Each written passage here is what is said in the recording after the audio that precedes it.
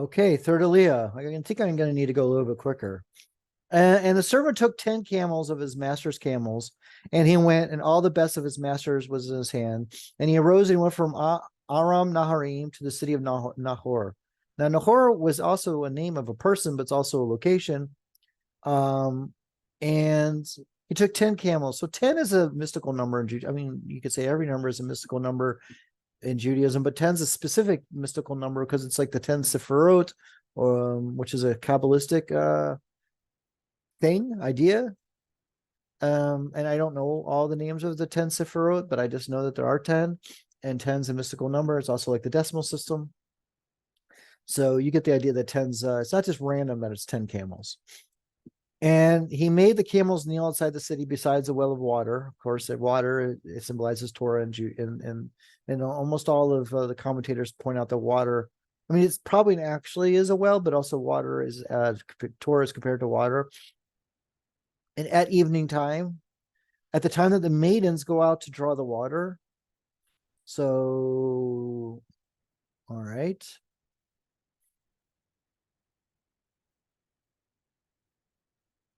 And he said, "O Lord, the God of my master Abraham." So he uses Yud Kei Vav Kei.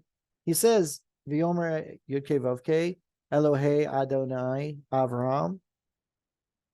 So he's not like, it's not like really his, it's not really his God, the person who's speaking here, whose name is not mentioned, but we know it's Eliezer from our Masorah, from the traditions.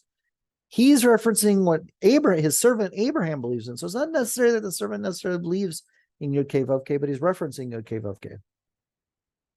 Please cause to happen to me today and perform loving kindness with my master Abraham, which is interesting because the aspect of Yud Kei Vav Kei is actually translated as loving kindness, like rachamim. Behold, I am standing by the water fountain, and the daughters of the people of the city are coming out to draw water. And if it will be that the maiden to whom I will say, lower your pitcher and I will drink, and she will say, drink, and I will also water your camels, you have designated for her, for your servant, for a Yitzhak, and through her I may know that you have performed loving kindness with my master. Again, this idea of loving kindness says chesed here. So he had not finished yet speaking, so he hadn't even finished his prayer.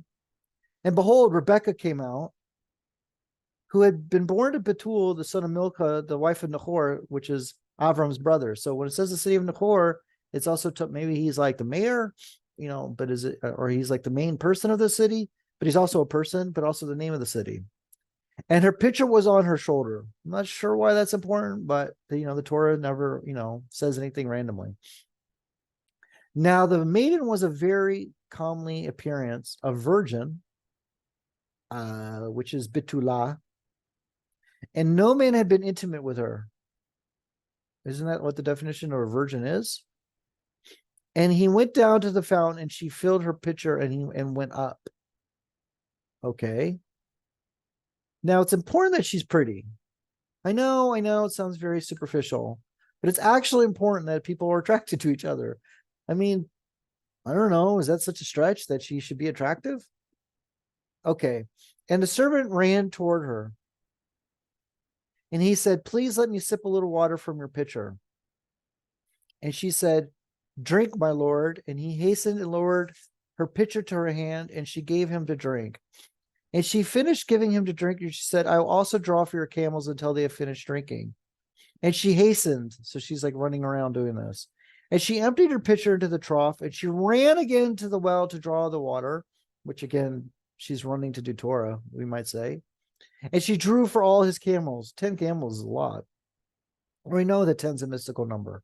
I mean, you don't know that, but I'm telling you that it is. And the man was astonished at her, standing silent, waiting to know whether the Lord had caused his way to prosper or not. But wait a minute, isn't that what he literally asked for? Now it came about when the camels had finished drinking that the man took a golden nose ring weighing half a shekel, and 2 bracelets for her hands weighing 10 gold shekels. Sounds like a lot. And he said, whose daughter are you? Please tell me, is there a place for us lodging in your father's house?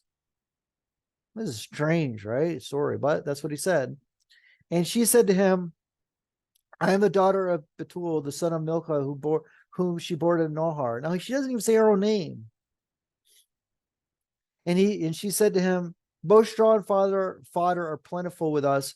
There is a place to lodge. And the man kneeled and prostrated himself to the Lord. And here again, it's Yud Kei Vav Kei, the aspect of Rachamim.